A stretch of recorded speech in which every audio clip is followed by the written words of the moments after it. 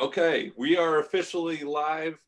Hi and welcome to the Texas Apartment Association's Education Foundation series, Hints from HR, where we discuss various HR topics with the people that have the HR answers. I'm Blaise Spitaleri, the Business Development Manager with Gemstar Construction. I'm honored to be part of this TAA EF production to raise awareness about careers in the apartment industry. Today's program is super special because it's the building block to start your career search. So we're going to be discussing resumes. What is a resume, the do's and don'ts? How do you make that resume stand out with all the other candidates that are putting in for similar careers? And what to look for if you're the one reviewing a potential candidate to join your team. So you can interact with us as well by asking questions in the chat field during the broadcast for live feedback if you wish. And without further ado, let's meet our panel so we can get started. Joining us today, we have Becca Ramadi with the TAA-EF. Say hello, Becca. Hi, everybody. Thanks for being here, Matt. Thanks for helping out again, Blaise. Absolutely, no problem. And Becca's going to be monitoring our chat fields and everything. So if you guys have any questions, please do so, and we'll try to get them during this live broadcast.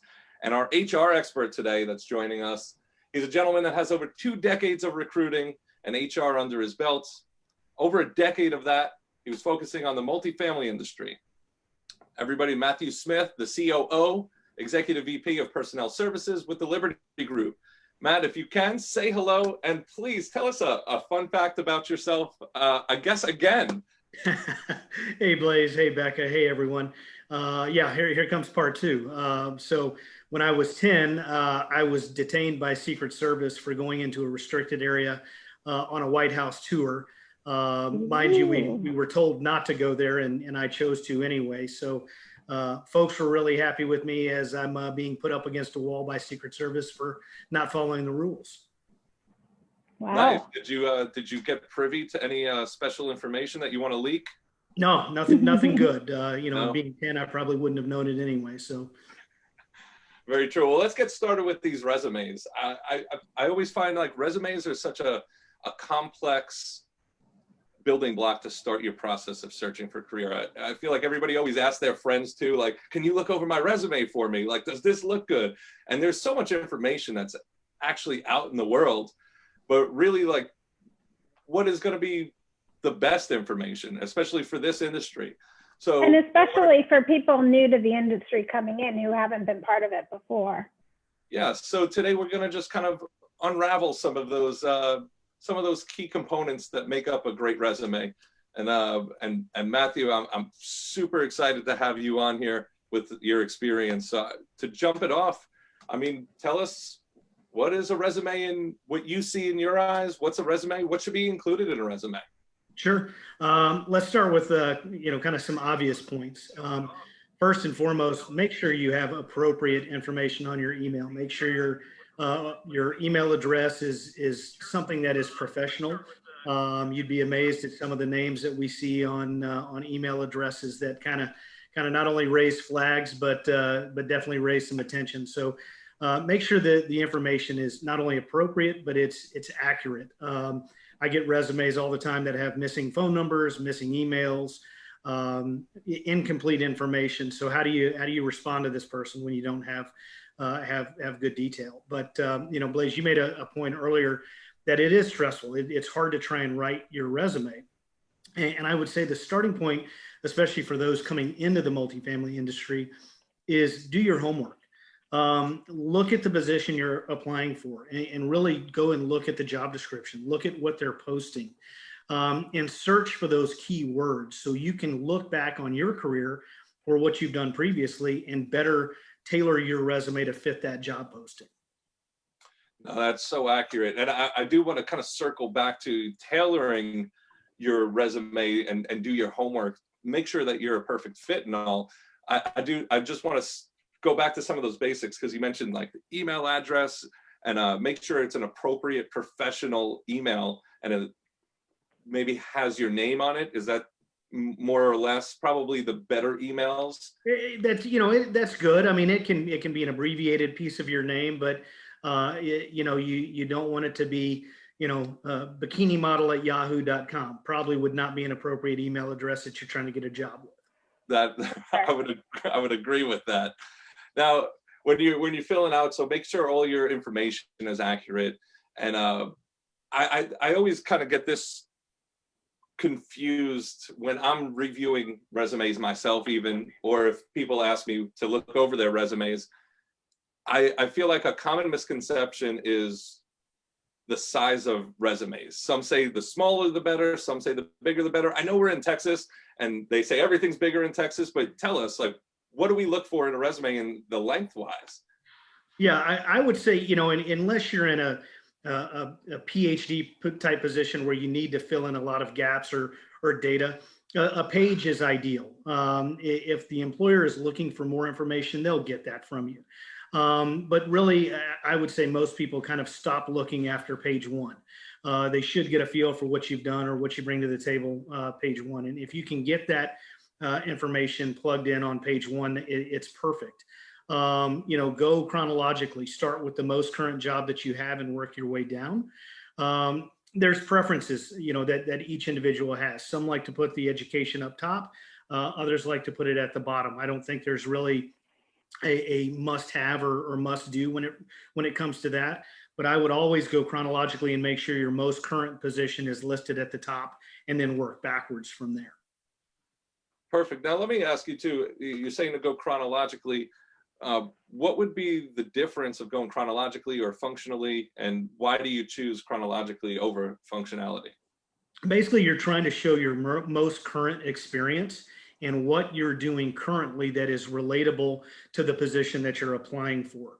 It doesn't mean that skill set doesn't exist further down in the resume, but employers are going to look for immediate or current experience that they can build off of. Now, and that's interesting too, because then I want to ask this question, because we have in the multifamily universe, we have so many different types of positions. Now, the hiring manager, obviously, when they get tons of resumes, typically speaking, what are they looking for when they are looking for a potential candidate?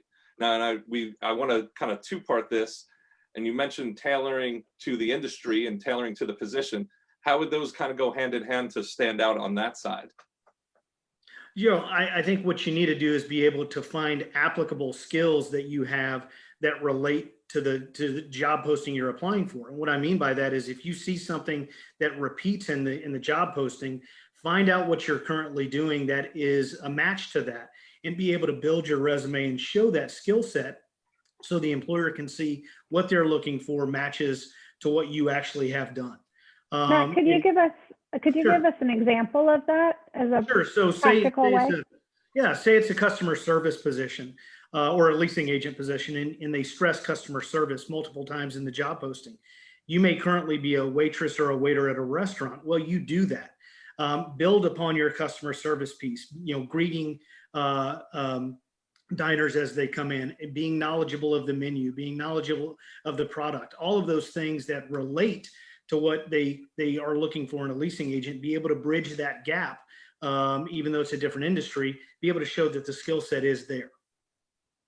Yeah, I would say hospitality and food and beverage industries definitely have those skill sets to be people person.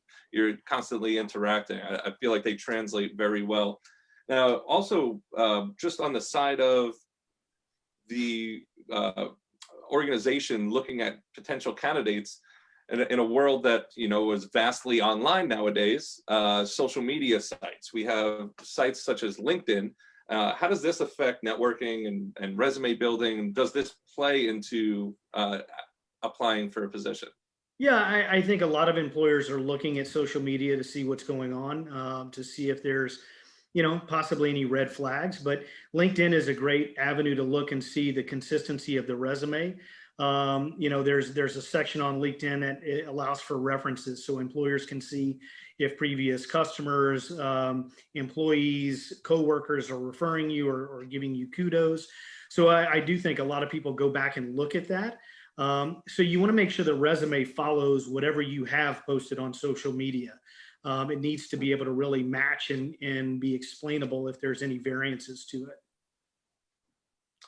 Excellent. And what about, like, I know this comes into play a lot, but other social media platforms as well. You have, we can name a handful of them. For example, we're on Facebook right now, so let's do that one as well. Would employers look into a potential candidate's social media platforms and search their names, and could that be beneficial for them? Can that hurt them?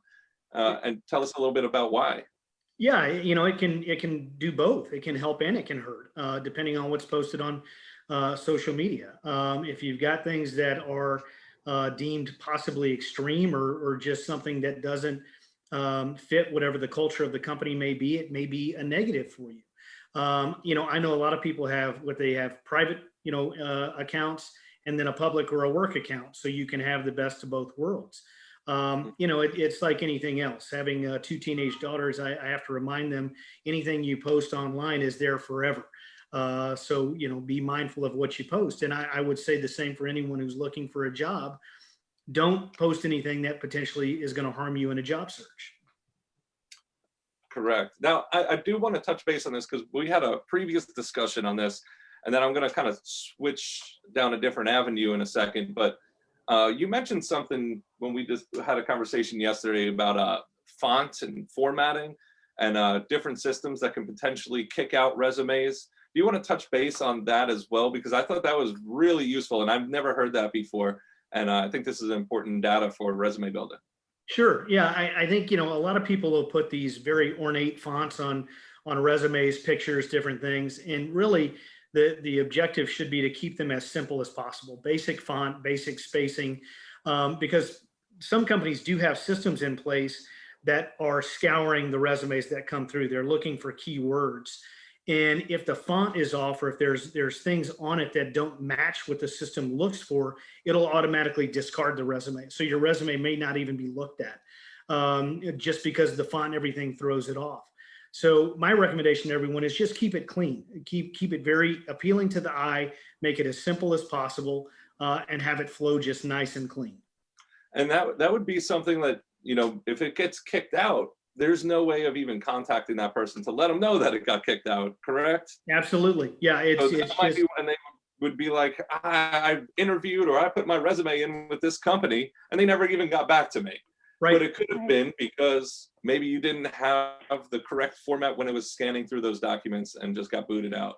Absolutely. Yeah, that happens all the time. And then people just assume, I wasn't selected. I was never given consideration. But in fact, the resume never reached the right point.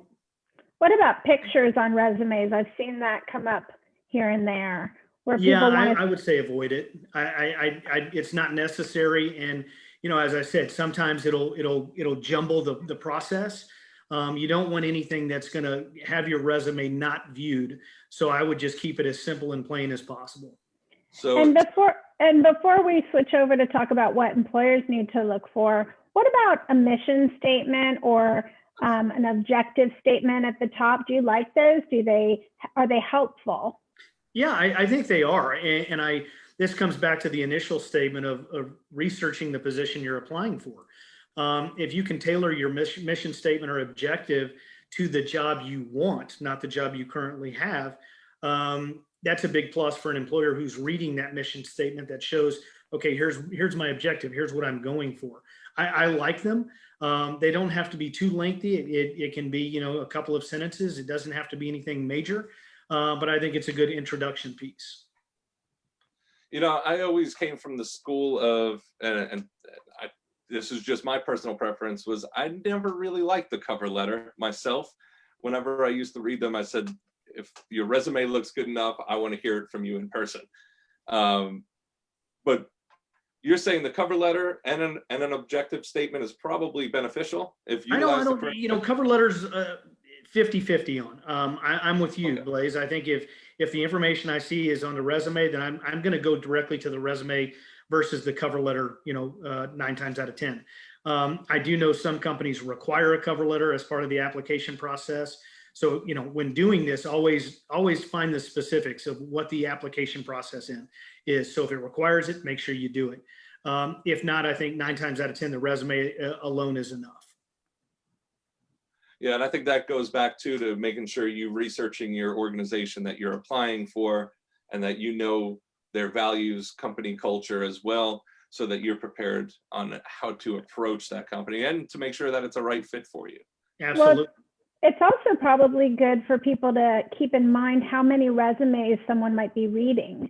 And, you know, that goes back to what you're saying, Matt, about length and keeping it simple, short and sweet, because there's a pile usually that they have to go through. And so that might be a good segment to talk about where they, what they're looking for when they're reading those resumes. No, absolutely. And you know, to your point, Becca, my teams get hundreds of resumes, you know, a day. I mean, our inbox is constantly full with people applying. So they're scanning as quickly as possible, looking for those key words to find the ideal candidates that we want to talk to and start the pre-screen and interview process. So not having mistakes on your resume, having the key items that really stand out, that show the skill set that the employer are looking for is critical, because, you know, it is time consuming to go through resumes. And if you're not getting it, if you're not seeing the data you want, it's just going to move away. We also briefly talked, and I got from you when Becca, you brought up the picture. Don't include headshots with your resume. That's probably not a good idea, but we did discuss video resumes on last week's, it was briefly brought up, and then we talked about it a little bit yesterday, and y'all at the Liberty Group have kind of a video resume. Can you just explain and elaborate a little bit on the video resume portion? Yeah, it's more of an interview that follows the resume after we get it, but we'll send some key questions, and it's already formatted questions. The applicant will get the link, and they just record their answers to those questions. So it helps us with a pre-screen process. I do know some groups that have gone to a system that will allow you to kind of do an initial video application where you kind of spout your resume and do different things. But I think the resume still is the opening act, if you will, that then leads to the next step of the potential video interview or the video resume piece. Excellent. Now, we talked a little bit earlier about the organization that's reviewing the resumes now. Do you want to touch base on how to identify some of those potentials and what they're looking for when they receive those resumes and what that looks like? Sure. You know, first, I know we discussed this yesterday, but really don't box yourself in. Look at the bigger scope of things, because the tighter you make your wish list, the fewer candidates you're really going to have to choose from. And something I talk to my clients about all the time is don't make the mistake of hiring off of a job description. Base your decision off of the current needs of your property. If the need is, I have to have someone with this skill set, that's what you hire to. If it allows you to look for other people who may be less experienced or greener in the industry, then open the door a bit more. What you're looking for are those transferable skills, the things that are going to benefit your team and your property. And I think at times we all get a little bit blinders on and really look at the job description versus the need or the current opening we have and what we would benefit most from. Mm-hmm. Now, with that, what are some red flags that you may potentially see when reviewing some of these documents? Anything that just kind of pops out that right off the bat you wouldn't even want to touch? Yeah, spelling mistakes. I mean, if there's a lot of grammatical errors, spelling mistakes, if you're seeing no attention to detail on the resume, that's a bad sign of things to come. I mean, this is your time to really focus and have the attention to detail. So if there's problems with grammar or spelling, usually I'm kicking that out right off the bat.